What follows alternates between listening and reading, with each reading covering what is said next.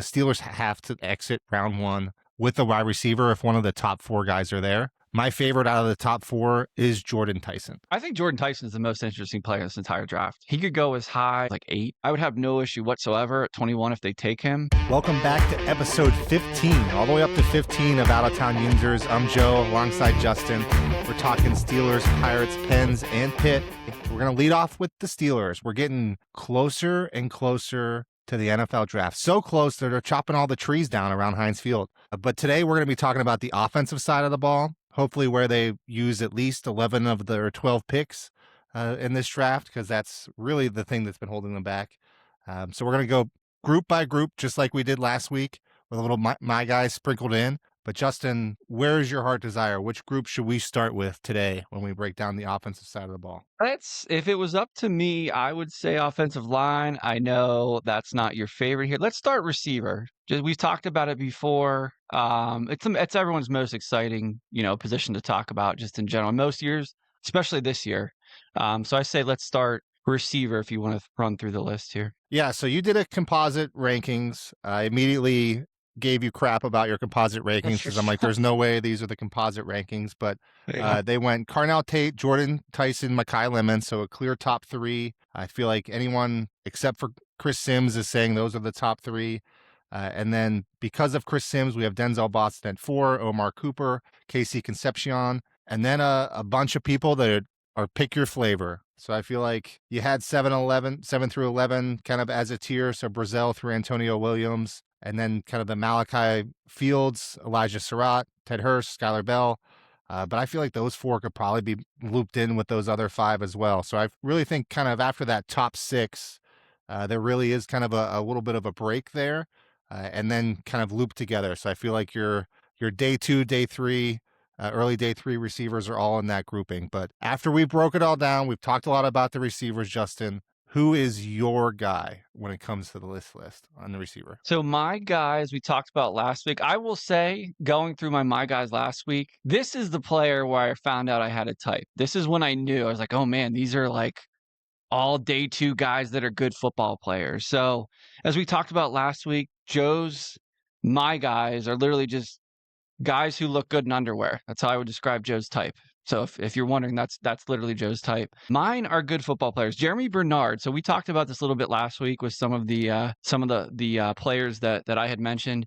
Jeremy Bernard, I think the best way I heard him described was a boring player that does everything you would ask. So he ran a 4.48, 6'1", 205. There's no questions, is what it comes down to with him. I think, out of a lot of these receivers, he may be one of the safer bets. Again, some of the things I was saying about AJ Hollisey last week, I was saying about Christian Miller last week. Like, he's another player that I think is a very good bet to get a second contract. Understand why he isn't above, maybe depending on your list, 7 to 10 guys, because they may have a little bit more upside. I have seen him ranked up as high as 5 for people. I wouldn't even necessarily go that high, but I understand the thought process is this probably will not be, he's not going to be a number 1 receiver on the team, but he's going to be a receiver, again, high floor. Effortless was a good way I think I saw described in general. And he pushed Ryan Williams and became Ty Simpson's go-to guy. That says a lot. Ryan Williams was the next, big thing, in general in college football. I think there's a reason that Ty Simpson, latched onto him and he became his go-to. Again, I'm not sure this is Joe's favorite receiver because he doesn't look good in underwear. But it's just, again, I think in day 2, when you can get a player, you're outside of the first round, you can get a player that you can count on is dependable like this. I like Jeremy Bernard a lot here. Would love the Steelers to take him in round 2 for sure. I think you're underselling his measurables a little bit. He's 6'1", 200. Yeah. Like, that's a solid book. He's running under a 4.5. So, better than Denzel Boston. When it comes to some of those aspects too. So I feel like he has the measurables, and I think he kind of fits the room right now. If you're going to pick someone who's going to get on the field soon, I think Jeremy Bernard could absolutely be on the field in 3 wide receiver sets from day 1. out the gate. Right. He can play. So we had talked about him a little bit earlier, and you had mentioned maybe in the slot. I think there's a good chance he does. That is his best spot. He can play Z. He can play. He can get on the field in two receiver sets, which some of these guys won't be able to do that. And you could argue maybe he's better in the slot, but I think he can play on two receiver sets as well. I caught him on the 4.48 and the 6.1205. My point was more he's not going to stand out because of that, but he checks every box is what it comes down to. Yeah. And my guy is going to be a guy at the top. So, I'm kind of cheating a little bit for my guy. I guess it's kind of similar to Thieneman being my guy in the safety aspect. So I'm going with another my guy first round pick. But unlike Thieneman, when I was saying that Thieneman's the only defensive guy I would want to take, the Steelers have to exit round one with a wide receiver if one of the top four guys are there. My favorite out of the top four is Jordan Tyson. So I feel like Jordan Tyson at this point has fallen way too far. I think he's getting all the drug through the mud aspects that happens late in the draft prospect. But there's a reason why he was graded out as high as he was going into the draft prospect list. And a reason why he's still going to probably exit as a round one pick. I just think he might be there at 21. And if the Steelers are sitting there at 21, Jordan Tyson's there, you got to take him. I think the obvious Steeler connection is Hines Ward, with Hines Ward being his wide receiver coach. The Steelers should know more than most what they're getting. While Mike McCarthy may not have that connection to Hines Ward, I do know Omar Khan certainly has that connection to Hines Ward to call him up and talk him through it. So that is certainly kind of what I would say is a my guy aspect. Because the thing about Jordan Tyson is he's someone you can dream on. So the same thing you were talking about, Jeremy Bernard, is you're just hoping for a second contract. I'm hoping for a second massive contract for Jordan Tyson because I feel like that's kind of what they're missing. When you look at the receiver room too right now, DK Metcalf is not young. He's got 3 more years left on his deal, and that'll be the end of DK Metcalf.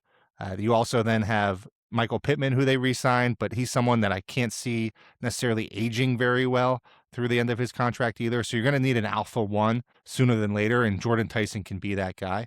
At the aspect where, he came through, and I think the biggest red flag, the reason why he would be there at 21 is his injury history. So people that don't know, he had one massive serious injury when he was at Colorado as a freshman, 3 ligaments in his knee. So not your just typical ACL, but definitely one that kind of holds you out longer. But his next season, collarbone, I broke my collarbone when I was 2 and I fell off the stairs in my grandma's house. I have never broken my collarbone since then. So I feel like that's not a recurring injury. The hamstring this past year is one that you can kind of point at. I think Daniel Jeremiah said that of all the games Jordan Tyson could play, he missed 1 out of 3 in college. So by him getting to 21 is because of the injury aspect, but the only reason why he would be there at a draft at 21 is because of that too. And you got to draft the upside when you're in the first round. So Jordan Tyson, my guy, stick a fork in him. But otherwise, if Jordan Tyson's not there, Omar Cooper is my guy too. So I feel like those are the two. I feel like it's got to be Jordan Tyson or Omar Cooper, but I do favor Jordan Tyson at this point in the process. One thing too that I like about Jordan, I think Jordan Tyson is the most interesting player in this entire draft. He could go as high. I mean, we were talking about mocks this weekend where he went as high as, I think it was like 8. He was the first receiver taken. It's just so hard to know because so many things, to your point, I do think some people there's a lot of groupthink where people are like, oh, well, he's sliding. And now we're coming up with reasons that he's sliding other than the fact that it could just be the injury. And we're guessing on that. These teams are not going to tell you their opinions on injury. So one team and players like this are interesting because you could have 5 teams that all have an issue with the injury history. And if one doesn't, all it takes is one team to pick him. So injuries can be very interesting with draft capital when they go because not everyone's going to agree on that. 10 teams could see the same film, but you're not going to have 10 teams that are all going to agree on, their doctors are all going to feel the exact same way about injury history. So I think he's the most interesting player in the draft. I've heard enough of both sides. I could see both sides of it, but I agree. I would have no issue whatsoever at 21 if they take him. I do like, again, we see the current team a little bit different. I like the fact that Jordan Tyson, to your point, could be a number 1 receiver. And I don't think DK and Pittman should really be, they shouldn't be dictating the type of receiver you take. You take the best receiver, regardless of what type of receiver they are, would be my take. So I have no problem whatsoever with Tyson. I think he might be he could play in the slot. You could even slide Pittman in the slot. Some people might argue that. I think Pittman could actually be a pretty good power slot. But either way, you can get him on the field. I'm not worried about that. That shouldn't have any impact whatsoever. on whether they take him or not, I'd have no problem with taking Tyson at 21. So I'm also a fan of the double dip on receiver. So real quick, give me one more that you'd want to take in day 3 that you feel like could stick with the Steelers. So depending on where Ted Hurst goes, we've talked about him a little bit before. I think he could be a pick. Brendan Thompson at Mississippi State could end up going to the third. He could be a pick. And I really like Malik Benson from Oregon. We'll probably do some sleepers next week. He might be one of my sleepers. Kind of a little bit somewhat similar to Jeremy Bernard, and he does a little bit of everything. I think he ran a 4.3. But you watch Oregon games, like this guy, he's their best receiver. At some point, like that does matter, especially when you're taking, a day 3 type of receiver. So that's probably where I would lean. That's not a bad place to be. There's a couple of guys that I kind of like a little later. I feel like the one that's kind of getting slept on that was really good, but because of Omar Cooper's getting pushed down, is Elijah Surratt. So I feel like both sides of the Indiana, honestly, if they pick them both, let's do the same thing that the Texans did with Iowa State last year and double down on Yeah. Indiana receivers. Who would have said that 5 years ago? Yeah, But exactly. otherwise, I think that's someone that's I think followed Kurt Signetti to Indiana, came from James Madison, very reliable outside possession guy. I think the downside is maybe he was the third best receiver on his team last year in college. So that's one of those things, but he has all the measurables too that you'd expect, height, weight. So one of those guys could be an outside guy. I also think the way that he's been brought up in his college career could absolutely be playing special teams. So if you're going to double dip at wide receiver, you need someone who's going to be playing special teams as well as being a receiver as well. And I think someone he can, be that gunner on the punt return and then also be your fourth receiver in the room because you drafted one in the first round. So I feel like that's my dream aspect for the Steelers is got to leave day 1, day 2 with 2 wide receivers. But if not, definitely leave the fourth round with one of those. And Surratt would be one of those. And we can kind of get into some more sleepers later on, but I mentioned Skylar Bell a few weeks ago. I like him. Jacoby Lane, I like him. So there's a couple of guys that are there. It's kind of a hodgepodge, and it's one of those that the Steelers probably know a little bit better than I do when it comes to some of those scouts, what's going on to separate some of these guys in that round. But there's a few of those that I feel like you just got to take a flyer on whatever one looks the best, and Surratt's the one that looks the best coming off the bus that I would say. I think Surratt, I think Dane Brugler actually came out, very well respected analyst, just came out. I think it was today or it was this weekend, either way, and said he's one of his 5 favorite players in this draft, just in general. So big fan of Surratt. There's definitely people that like Surratt. Again, this draft is interesting because it's kind of a pick your flavor type of a deal with receivers. There's a lot of them. There's good depth there. So one reason maybe if the Steelers don't go in round 1 might be because of that. It'll be really interesting what they do. But yeah, I like all those names as well. And we're not going to get into tight ends as a full list up and down, but is there any tight ends that stand out to you? I feel like the Steelers kind of have Freiermuth and Darnell, so they're top 2, but they don't have a third. So I think they're definitely going to be drafting a tight end this draft. Is there anybody that you're looking at there? Yeah, I like Oscar Delp a lot. As we get closer, I wasn't really looking a ton at tight ends for hope, probably wishful thinking they don't take a tight end. Although to your point, they have so many picks that maybe they do. I think he's starting to rise a little too fast. There's people that have him as their second tight end now on their board, and you wouldn't have thought that to be in the process, maybe a 4th or 5th rounder. He could still end up there. Tight ends are interesting because there's somewhat of a quarterback aspect to where there's so many of them, you only need so many on that can play on the field at one time. But teams are going to more, as you saw with the Steelers, teams are going to 13 personnel more and they're getting them on the field more. But yeah, Oscar Delp is the guy that stood out. Again, similar situation where if you watch Georgia, when he has had some health issues, good measurables, very athletic. He's another guy where he's on the field and he just looks great, and you're watching him like he's one of their best receivers. Why is this guy not getting more buzz? Yeah, absolutely. I feel like on the tight end side, I think there's a lot of depth there. So it's just one of Mhm. those, you just got to pick one of those guys. And honestly, the way their tight end room is out, if it slants a little bit more blocking and a little less receiving, probably the best way to round out that room as well. But I feel like where you kind of want them to go in the first round is actually offensive line. So why don't you run through the top 10? I'll kind of give my first guy, and then we'll flip it back to you this time. Yeah, so I'll start.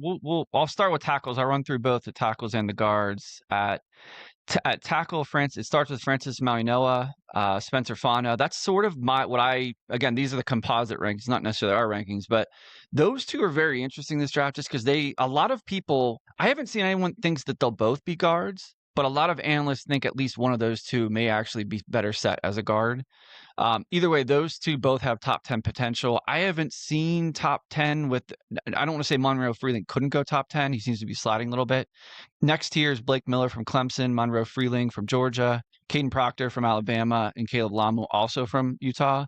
Those guys seem like the best bets to be. You can confidently say they're going to be round one guys. They could really go anywhere from early teens through the end of the first. The next tier, I have Max Talbot, almost in his own tier. We'll talk about him a little bit here, but he almost seems like one of those end of the first, early second. He really could. He could go higher than we think in the early 20s, or he could be a second round guy. Just depends on how the tackle run really works. And then when you get a little bit deeper, Caleb Tiernan from Northwestern and Jude Bowery from Boston College. Those are day two guys. There's a huge tier after that, but there's a pretty big drop after you get through the top 7. There's a definite drop. I've heard that even mentioned by analysts who are like pegging the order, things like that. Tackle is saw Lance Zierlein list the position rankings. He kind of ranks the positions against each other, which is a kind of an interesting way to look at it. And we skipped over receiver. Receiver was 4 out of 10 out of the position. So solid group. Maybe like we talked about missing the top end talent from past years, but still a solid group this year. Tackle was 8 out of 10 now on his list. And again, part of that, I don't know how he was. Part of it, he may be viewing Fano as a guard. It just depends on how he's ranking that. But I think that ranking really comes from the fact that that doesn't have the depth this year. If you want to tackle, you probably need to get them early, or you're probably just not getting a starter. Is the reality. So that was the tackle position. The guard, just to run through them as well. We'll kind of cover these as a group. Vega Ioane from Penn State is one. He's in his own tier. I think he's the only guy you can confidently say, I don't really see a scenario he's getting past the Steelers, but it could certainly happen. I mean, who knows?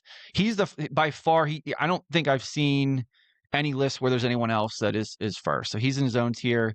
The second tier, Chase Besantis from A&M, Emmanuel Pregnon from Oregon, Keelan Rutledge from Georgia Tech was my second tier. There's no way they're getting out of day 2. Probably second round picks, and you can see mocks where at this point they're starting to rise. That's a position that sometimes gets overlooked. I do think, and we've talked about this before, I'm not a huge fan of taking interior offensive line in the first round normally. This is a weird outlier draft where, in my opinion, you can take positions you wouldn't normally because the first round is what it is this year. When you get to the next tier, Jennings Dunker, who we talked about from Iowa, was a tackle in college, can really play every position on the offensive line, could play tackle in a pinch, will probably be a guard in the NFL because of his length. Jalen Farmer from Kentucky and Billy Schroff from Notre Dame. That's probably its own tier. Fairly confident those guys are going in day 2. There's other names for sure. I'm sure there will be other guys at guard that there may be some other guards that go in day 2, especially into day 3. Those guys could theoretically get into day 2. So they're sort of their own tier. Once you get beyond that, it gets, again, like we talked about with other positions, it's pretty wide open. This position, like I said, ranked 3rd out of 10 on Zerlein's ranking. So this position reminds me, it's very similar to linebacker, off-ball linebacker in terms. So I was thinking that as I was going through the players and as I looked at them, there's a day 2 tier that I really like, similar to linebackers. Not as many, but there's also fewer positions for guard. If you think about it, it'd be like if you added center into it and ranked it together. But it is 3rd on his list, guards were. So strong position for sure this year. I really like day 2 in general, but if you want to who's my guy for this list? Yeah, on the offensive line, I would say no one on the guard list. So I feel like a guard's a guard to me. I don't think you win games at guard. I feel like the players around the guards are what make the guards a little better, unless they're really outstanding, which is rare. So I feel like from a guard standpoint, if they draft a guard before round 3, I'll be disappointed. So, know my guys a little bit later than that. But I do like Dunker for his versatility. If you had to force me there, I would say Ihanachor would be my guy on the offensive line. I think with the way that their roster is set up, where You got Broderick Jones on his last year of his rookie deal. He's had injury history, hasn't really, shown what he want. Does that next contract come? Are you going to franchise tag him at the tackle aspect? Tough financial decision afterwards. You also have Dylan Cook. So you have a little bit of flexibility going into the season this year. So Hanachor is someone that you could take with the thought that, hey, he's not really going to see the field year one, but he'll be there in year two and beyond. If that's the thought, though, that's not a first round pick. So that's someone that you can't take at 21. If he slides in that tackle aspect, maybe some receivers get pushed up or something along those lines, the position's a little bit more scarcer, and some of those tackles slide in the top of round two. I think that's where you can kind of move and get a Hanachor in an early round two aspect. I think if you did take a lineman in round one, my guy would be Spencer Fano. So I feel like Spencer Fano is someone that day one could play guard for them right out the gate. And the same way, in year two, maybe he kicks back to tackle, or at that point, is he that elite guard that just stays where he's at? But I think he's someone that would be an obvious upgrade to their offensive line right out the gate. So Spencer Fano is someone that if you had to take someone in the first round, it would be him. And it would actually be him over Ayanu as well from a Penn State standpoint. If Spencer Fano's there, I would love that. I mean, he would be ideal for them because his versatility on top of it. I mean, I think there's a real scenario he goes top 10. But again, there's so many of these tackles. It's a weird situation where guys could slide. Tackle's unique because teams view tackles different ways. Some teams just only care about the measurables. Some don't care about the measurables and they only care about the tape. And you can view tackle tape very different. To jump into your guy Hanachor is very interesting. His story is crazy. From Nigeria, did not play football in high school. Went to a JUCO, was awesome there, ended up at Arizona State, and has kind of just continued to ascend, played awesome against Texas Tech.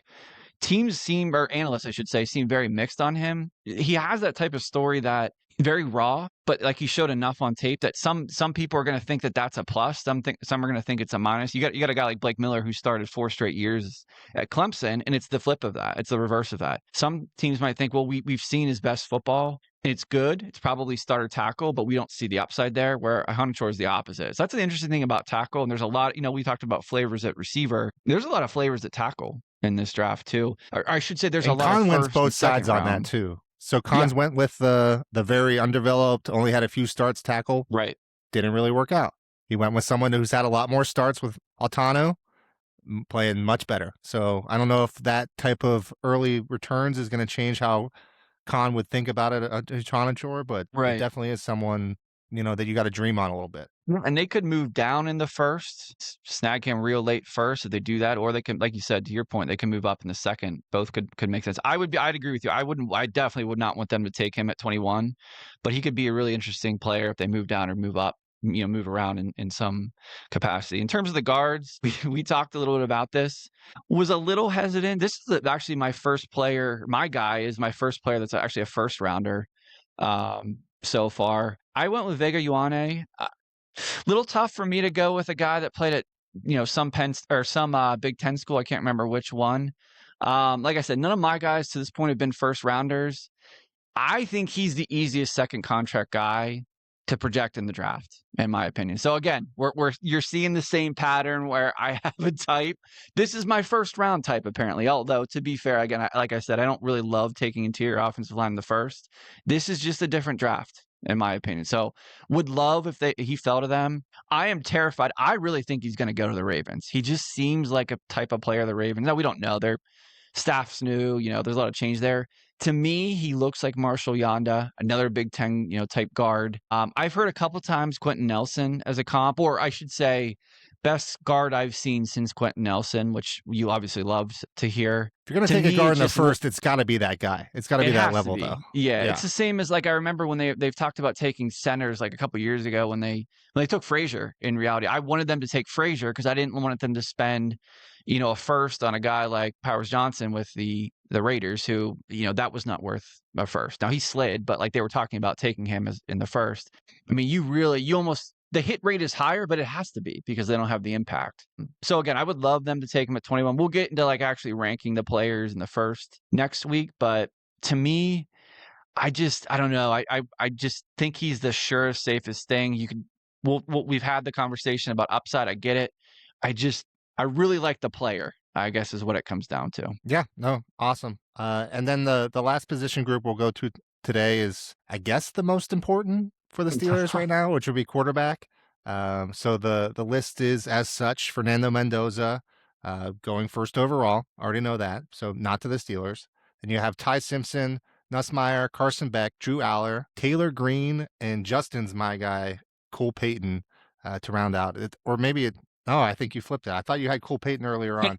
But I'll flip it back to you then, Justin. So if it's not Cole Payton, who is your new my guy when it comes to the Yeah, quarterback class? and to be fair to Joe, I did like Cole Payton earlier on. These are two players that we've talked about bunch of different analysts. McShay loves both Cole Payton and Taylor Green, and I shouldn't say he loves, but he makes really good arguments for both of them.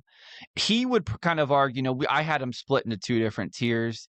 Again, it's more necessarily like draft capital when I'm looking splitting tiers, doing things like that. Taylor Green, I'm surprised I ended up here, if I'm being honest with you.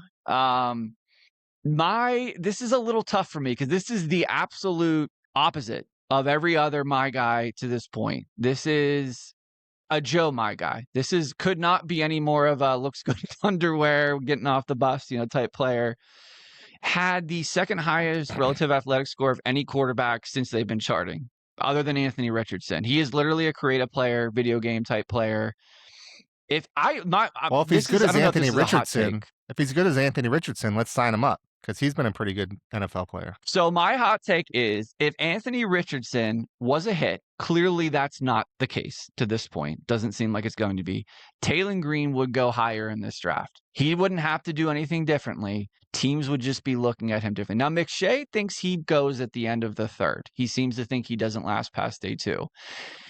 What he said is from talking to teams that use the same exact logic that you've used. You need to take swings. If we're going to take a swing, we might as well take a swing with upside. I'd argue this is the best draft of any draft to do that because when you start with Nussmeier, Beck, Eller, Green, Payton, there's people who have this, like there were 5, 6 other guys, if you look, are kind of, they go as high as like 4 or 5. And these guys are all, you put them into a bag, you shake it up and you pull a name out. My argument here, he is an outlier. If he's going to hit, he's going to be an outlier.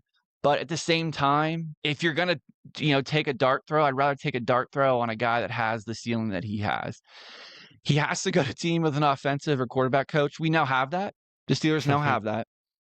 So if you really twist I did also think about not having a my guy because it's really tough to have one at this position this year, but there's some concern with processing, accuracy in general. Probably the two most important things for a quarterback. I get all that.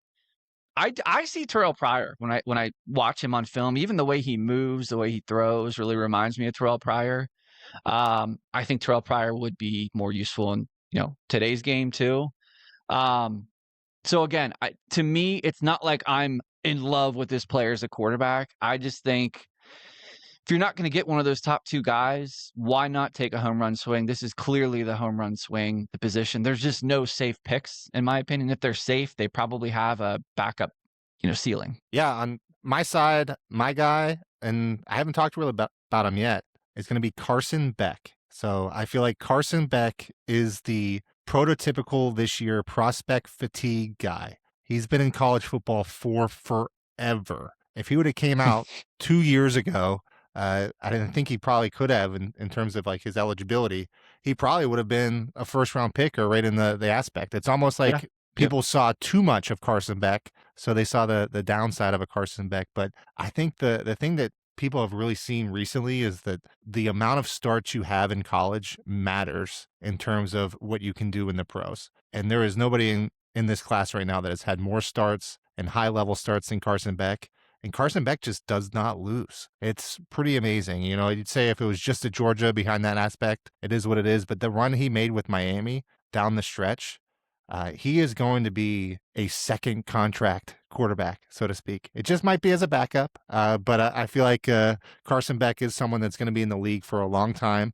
And whether or not he's a starter is something you kind of roll the dice on. But he's one of that's not going to have the ceiling as some of these other guys that you talked about. And really, the whole class doesn't really have that ceiling this year. That's why it's kind of down on it. But I feel like he easily could be someone that could be a peer to like a Brock Purdy, who's done just fine in the NFL and kind of stabilize the position. And I think he could absolutely be better than a Tyler Shuck last year that was with the Saints as well. So I feel like that's the type of dart throw I would take. But to be honest, my big thing is they gotta take one, and I think they gotta take one by the end of day 2. So then they can kind of have their pick. So you got to do your homework and pick one of those guys. But it could be a Carson Beck as my guy. I think my fallback from a Carson Beck would be a Nussmeier. Um, I don't want to go anywhere near like a Drew Aller. Sorry, Penn State fans. And then, to be honest, I just haven't seen enough of a Cole Payton to really have a strong opinion Right. one way or the other. Right. And then Ty Simpson, someone that you'd have to take in the first. So it's, do you want to take a Ty Simpson in the first, or trade up early second or something like that? But I feel like you got to take one of these guys. If you're going to wait and take one in the third round, I think Carson Beck's as good of a choice as anybody else. Yeah, I agree with what you're saying. I mean, let's be honest. If you put Carson back at the same point, and the opposite of what you were saying before about the amount of starts, tons of teams would agree with you on that, would be Ty Simpson. He has so few starts that's going to probably scare some teams away. If you put, you take Carson back and put him at the same point in his career as Ty Simpson, you only had that film, everyone's taking Carson back, and it's not even close. Yeah. To be fair, like there might be 32 teams that all agree with that. So yeah, there's definitely scenarios. We talked about not having ceiling. I'll actually say, and it does feel it's almost like we flipped opinions. Our normal type of guy, we kind of flipped on this position. But I mean, one of these guys is going to end up a starter, most likely. It's just the way you just play the odds. I could see Carson Beck. He might be the safest bet out of all these. Meyer's got some similarities and some differences for sure. I don't think it's a bad pick at all. I just don't want to bet on anyone. It's tough to bet on any one guy, but that's what we're doing, obviously. So I think it's a good pick from you. If Carson Beck is selected by the Steelers and Aaron Rodgers does not come back, so it's Carson Beck with Rudolph and Will Howard, I would bet heavy money that Carson Beck is the Steelers starting quarterback by the end of the season. Yeah, I think that's probably a fair bet for sure. Yeah. So, a lot to talk through on the offense, but to be honest, I wasn't as strong on my guys on this side just because I want to take them all. Like I'm a Pokemon guy on this side. I want to catch them all. Yeah. I don't want to just my guy. So I'm kind of on the all aspect and offense in general. Offense in general, just lay it on. We got an offensive coach. I want an offensive team. Let's score some points. It starts with the draft. So, like you said, we'll do more draft next week, particularly focusing on the first round and our big board, so to speak, on what that would be from a first round aspect. But we're getting in the crunch time for the draft. But yeah. On the other side of that, the team that has finally made it through the regular season and staring the postseason in the face is the Penguins. They clinched last Thursday. So really on their way to be over 100 points. We talked before how unlikely this all was. Justin, though, is the curtain going to close quickly on the Penguins, or are they going to keep going? I think they are going to be the favorites in round 1. So hopefully it's not a quick curtain call. Yeah, they should definitely be fair. I thought it was worth pointing out, too, the 98-point prediction that we talked about, like that 98 to 100 points, that was about dead on in terms of what it'll depend on, what happens down here, down the stretch and everything like that in terms of being the 2 seed. But it ended up being a little bit less because the teams faded. Like we had talked about, there was a scenario where it could play out that way, and it certainly did. They were really set up to get whoever just played decent down the stretch. The Flyers were actually fading a little bit. They weren't even in the picture, played just decent enough, and now they played a little bit better here recently. But yeah, some of the teams, Columbus just completely collapsing, the Islanders just trying everything, firing their coach, just a really weird run out in general here. So in terms of previewing, it's an 80% chance they play the Flyers. I think I think the teams are playing or even resting some guys. Worth pointing out, the season series, the Penguins were 2-0-2 against the Flyers. Now, very interesting. Other thing worth pointing out: most shootout wins in the league versus most shootout losses in the league. The Flyers are in the playoffs because of their shootout record. In reality, and their 2 wins against the Penguins were in the shootout. So kind of an interesting matchup from that perspective. We are going to hate Porter Malone. uh, or Martone, I'm sorry. We're gonna hate him by the end of the series. He was Yeah, a he was a sixth pick good this pick. year, just came up in March. I guess he's one of those guys. He keeps getting comped to Tom Wilson. I thought that was a good comp. He kind of even reminded me of the guy you don't want your team in division to take. So we're gonna probably hate him by the end of the series. Other thing worth pointing out here. Yoey tweeted this out today. Crosby, when he gets one playoff point in this series, it will push him past Yager for fifth all-time in points in the playoffs, behind only 4 Oilers. So basically, if you weren't on the Dynasty Oilers team and Gretzky, Messier, Curry, and Anderson, you are behind Crosby in career playoff points, which is just another. You were just talking about him last week. Just another notch in his belt, another insane stat to go along. So in terms of the breakdown of the series, just to point out some real quick stats: goals for, Penguins were second, Flyers in the middle of the middle of the NHL at 18th. Goals against, Penguins were 21st, Flyers are 6th. So clearly these teams kind of are opposites in a way in terms of scoring versus defense. Penguins plus 27 goal differential, Flyers plus 12. Both are solid numbers. Power play is special teams is where I think the Penguins have the edge. Penguins were 7th in both power play and penalty kill, so both solid on both sides of things. I think Lizotte, they've been way better when Lizotte's in the lineup in the penalty kill, so something to keep an eye on. The Flyers were dead last in the league in the power play, and they were 21st in penalty kill. So that should be, things can get weird in a series and it's a smaller sample size. That needs to be an advantage for the Penguins in this series. It should be, and it needs to be, would be my overall take. And then my prediction for the series, we don't even know this is a series yet. Assuming it is, I'm going to say Pens in 6. I think they're good enough. There's enough of a gap in some of these, some of the stats here that I don't think it goes 7, but I don't think it's an easy series either. The Flyers are playing well, so I'm going to go Pens in 6. Yeah, I'm gonna just pick up right on the prediction side of that from the Penn standpoint, because we'll hopefully have a deep cup run. So we're gonna lot more Pens chatter as we go through, and we'll have a lot more to talk about next Monday after we see a little playoff game. But I'm gonna go Pens in 7, and it's gonna be a scary 7. There's gonna be a time during this series where we're like, do we really have to start Skinners or Silovs in the next game? How many goals are they going to give up?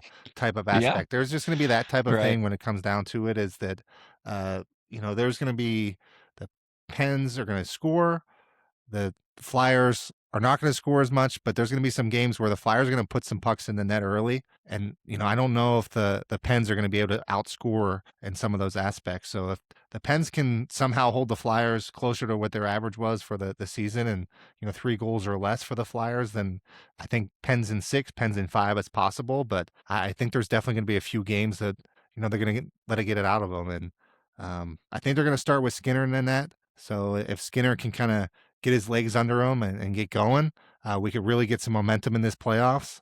Because otherwise, Silovs in the playoffs, I feel like I'm a little scary every time anybody shoots something from the point.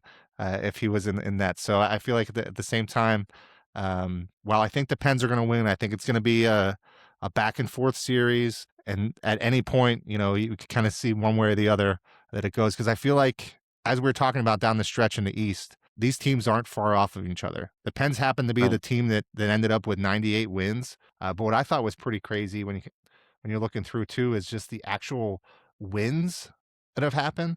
So the Islanders have more wins than anybody else, and they're already eliminated. They have 43 wins. So just even the way that the NHL does their schedules with the ties and the overtime losses and things like that allows it to be much more bunched. And it kind of plays out on the ice that way. So I'm going to go Pens in 7, but a tight one. I like that. I would, if you want to. I don't think anyone. There's going to be no one, including anyone in Pittsburgh, that's going to be like, "Oh, we feel really good about our goaltending." So that's definitely the case. One thing, if you want to be like, well, maybe both goalies do have experience playing deep into the playoffs, in general. That's true. So They've both there's seen playoff that. action. There's that. If you want to look at it from a positive.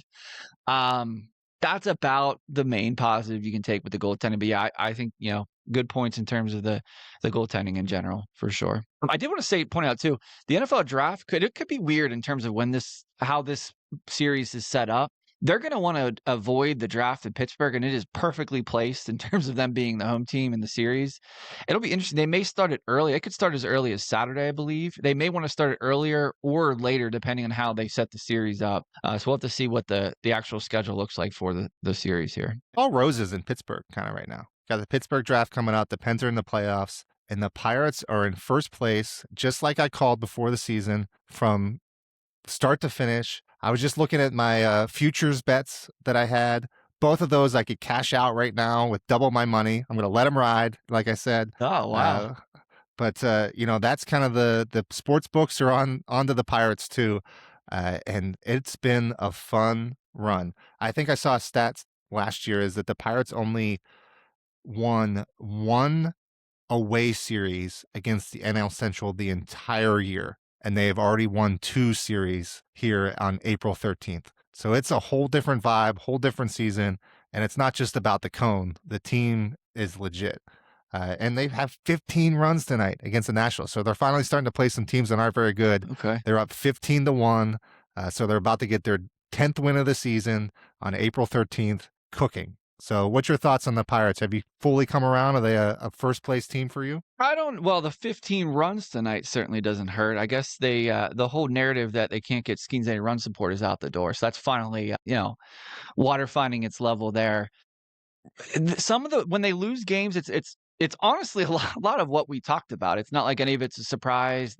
Outfield highlights or lowlights were rough this week. You win a game because Reynolds homers. I don't want to blame him. It wasn't solely on him by any means when they lost Sunday, but it was rough watching the Oh, that bullpen. Reynolds throw. What was he doing? Where was he I don't even throwing know. it? Yeah, that looked like so. My take, I had this written down. I said this weekend. We were talking to some Orioles fans. I'm like, if you want to watch fun baseball, watch the Pirates because at times they are like watching a little league team. They have overpowering pitching. You get into past the starters in like in a little league game, and you never know what you're going to get. Sometimes their bullpen has been average. I think I saw the stat this year. It just happens to have cost them, like it does everyone, a couple times. But this weekend was a little shaky with Lawrence essentially indirectly costing them 2 games. But yeah, and then at times the ball goes to the outfield and it's like an adventure, like it would be in a little league game. And it was at times this weekend in Chicago for sure. But yeah, the same things we thought were going to be questions or concerns. The starting pitching has been maybe even slightly better than we were hoping. And the bullpen and the fielding, especially in the outfield, has been about what we thought they would be. One thing I wonder, what was your take on, saw Kelly only let Ashcraft go, 27 pitches, and he was still pitching well. Is that you had talked about? Ashcraft was your, another to pat you in the back. Ashcraft was your breakout player. He's been incredible so far this year. Now, is that 77 pitches? Is that what you had talked about? Is that worrying about the injury, trying to limit him a little bit? Yeah, he's just someone who hasn't put up a lot of innings. So you can't let guys that haven't put up a lot of innings put up a lot of innings now. The Pirates are trying to play into October. So, believe it, don't believe it, whatever you want to do, you're not going to see your starters going into the 8th and 9th inning or the 7th inning in April right now. And what that does is it puts more pressure on the middle of that bullpen.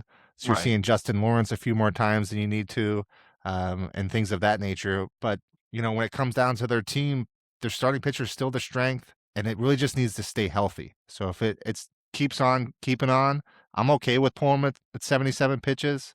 Again, still only April 13th. It is so early. Yeah. Right. So, let people get a good taste in their mouth.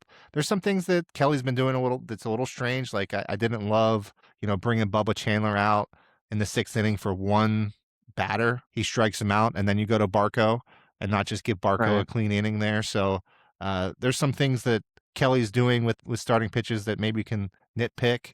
But I feel like that nitpicking only comes when the bullpen doesn't hold up behind them, and most of the time they have really good 4 relievers with Matson, Santana, and Soto at the top of those, and then kind of after that, as with most teams, it kind of just gets a little shaky. What's going to be interesting is when you have Jared Jones coming back in the back half of May, early June. I could easily see him being a reliever first coming back, as opposed to coming right back into the starting rotation, especially if Majinski keeps pitching the way he is and kind of get through 5 innings or something.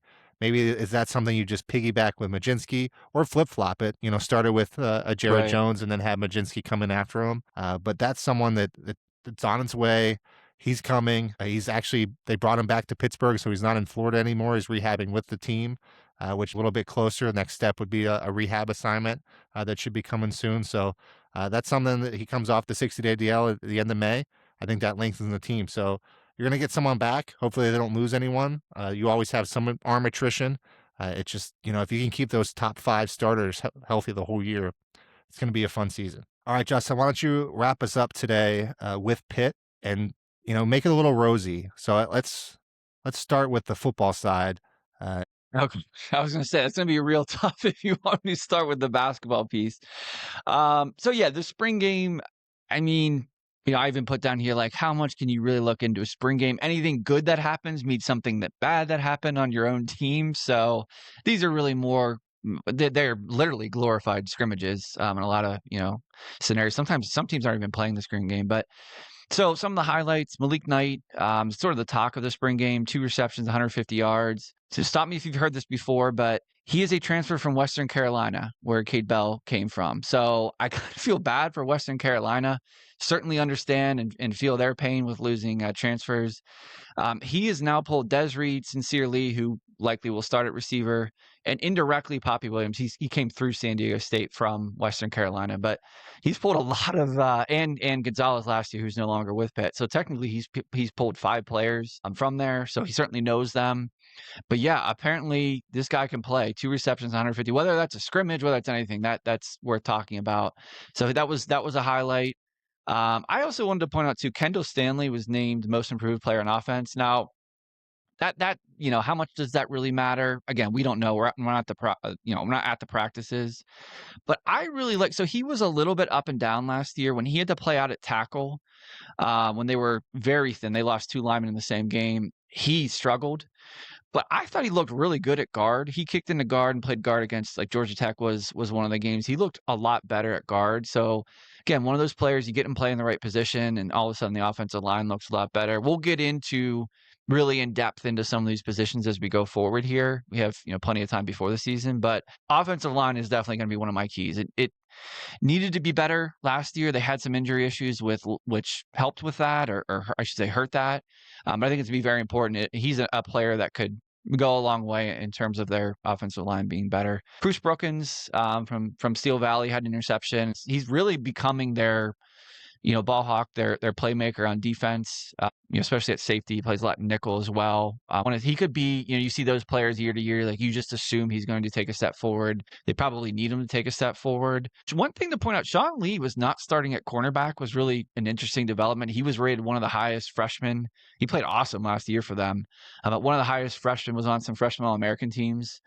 I'm not sure. Again, this type of thing sometimes, like maybe it's it could be a thing where they just wanted to get looks of corners. It could, there's all types of stuff. So I'm not even going to speculate as to why. Shadarian Harrison and Rayon Strader were starters in the game. They may have some corner depth they haven't had in a while, which is nice. This defense is very hard on safeties and corners.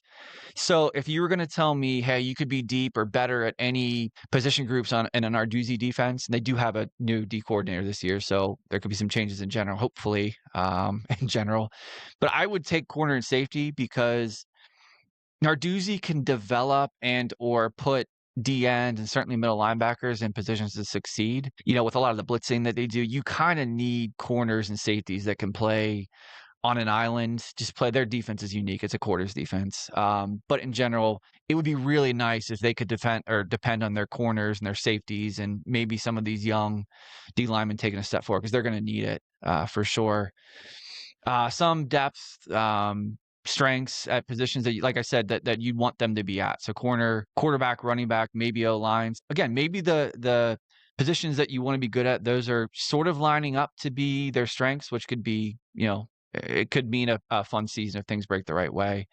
But yeah, the positions, like I said, that I would be concerned about, or I have not concerned, but I have question marks of, like, we just don't know some of the players yet, would be linebacker and defensive line for sure, which again, that's what Narduzzi produces or has produced. Yeah, no, Malik Knight sounds interesting, as a receiver. And like you said, corners are a position on defense you have to stand up. So I'll run through basketball real quick on the other side. So positive on the spring game. And let's wrap today's podcast with our nostalgia moment in honor of the Pens Flyers series. So we're gonna. Sorry, you're putting the finger up. Do you not want to go yet to Yeah. nostalgia? Yeah, Okay. I wanted to jump into something. I promised my wife, I meant to say this earlier. I'm gonna say this before the nostalgia moment. It fits in well here. She wanted me to point out that even though we've, called her out for Does Catherine Know Sports, I promised her 3 weeks ago if she won her bracket. She won her bracket, it was over 20 people. I gave her a little bit of help. I gave her some pointers with some teams. I gave her some pointers that she did not take. So it was not like it was by all means. She made some of her own decisions. Even things I told her to do that she didn't do that worked out well. Everything she did on her bracket worked out, basically. Does Catherine know sports? We'll find out when she comes on, but she certainly knew the NCAA tournament this year. She wanted me to give her a shout out. I kind of had to do that. I better do that. So wanted to fit that in here before the nostalgia moment. There you go, Catherine. Michigan Wolverines all the way, I guess. So there it goes. But again, to wrap up nostalgia, we kind of covered this early on, but I know we got a couple new listeners since then, and some better equipment too with some mics. So we're gonna to rehash a little Pens Flyers flashback where me and Justin went in enemy territory and barely made it out alive. Justin, you want to tell the story? Yep. So I was looking this up, almost 17 years ago exactly. I think we're a week or two off from when we went. Holy shit! I don't want to Yeah, hear that 17 years. I probably shouldn't have Holy shared that, but cow. I had to That when is I saw not the good. timing. Yeah, let's cut that part, but Yep. keep going. Yeah. So Joe was I think it was your spring break. We kind of both visited spring breaks in college at this point. It just lined up to where I realized, hey, the Penguins and Flyers may be playing. So we figured, hey, let's get tickets. We got some tickets online. First time and only time I've ever actually, I don't want to say I certainly didn't hope the Penguins lost, but I was okay with the Penguins losing the one and only time, game 5, they were up 3-1 in the series. They lost at home, but it meant we got to see the game. So I was as close to 50-50 on wanting them to win or lose that I've ever been. To kind of give you to put you it into perspective of how long ago and just some of the players. This was Giroux's rookie year. I remember hearing on the radio on the way, they were talking about how Giroux was going to shut down Crosby and how he was the next big thing. You know where that went a few years later with the whole, Crosby has passed the baton to Giroux. This was pre-Giroux Flyers, though. This was Mike Richards it was his Flyers team. So we went to the game. I remember tailgating. We got it wasn't too bad. We got some, comments as people were passing by. Well, it wasn't. It was fun.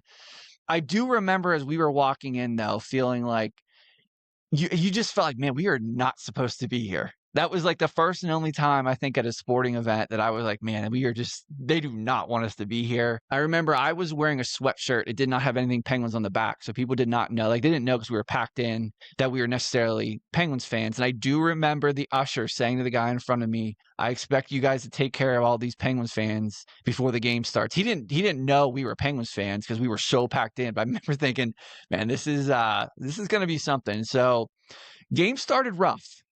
Game started with the Pens down 2-0 after one. Eventually 3-0. Knuble, Lupul, Briere. That's how long ago some of these names are that we're talking about. Briere now in the front office for the Flyers. But when it went down 3-0, I remember saying to you, like, we're gonna have to wait a while, give some time after this game ends to get out of here because it was getting wild every time they scored. I think I said this on the first podcast. People weren't stepping on us, but they definitely weren't watching where they were stepping either. Nothing like crazy, but we were definitely getting some elbows, some kicked a little bit. It was wild. I'm like, man, this is brutal. And then the classic Penguins moment happened. Then this is the Talbot game. If anyone wasn't aware of where this was going, this was the game where Talbot fought Carcillo, way overmatched in the fight. Not a fighter. Carcillo was a former Penguin. Basically lost the fight, but he did this in a 3-0 game. Why are you fighting if you're Carcillo? You have all the momentum. Place is going crazy. You fight. Obviously, the place kept going crazy, but you kind of wake your team up. This is like a no, you don't fight in this scenario. Talbot immediately already had a shiner on his face and shushed the crowd. Classic moment for any Penguins fan knows that. Huge moment in Penguins history now. Very cool to see that.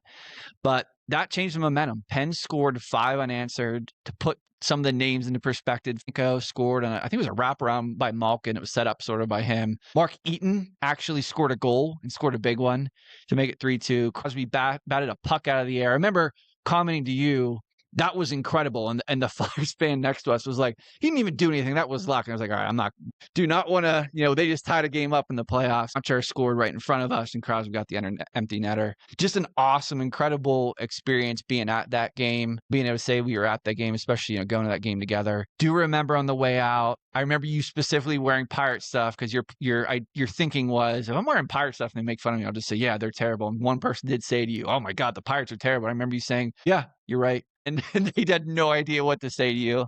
And then maybe the highlight was the Flyers fans and the Eagles fans arguing. This was actually the year that the Eagles drafted McCoy that day, ironically. And then an Eagles fan that was arguing with the Flyers fan came over and pushed the porta potty over that the Flyers fan was in. So I realized that, man, we were in a different world out here, but just an incredible experience. Really happy we went to that game. Like we said when we talked about it, a couple months ago, definitely top for me. It's number one in terms of experiences at a sporting event, and just really cool being able to say we were at that game that so few other Pittsburgh fans were at. Yeah, no, absolutely. It's a core memory when you can kind of go to those. We talked a few weeks ago where it was down in the dumps from never going to a Pirates playoff game. Right, from missing them. Yeah, it's pretty awesome that we pulled the trigger and went to the Pens one, right, and survived to tell the tale. So, maybe we run it back. Yeah. Game 6. Let's see how it goes. But anyways, if you guys are still listening, we appreciate you. We'll see you next Wednesday. All right, see you later.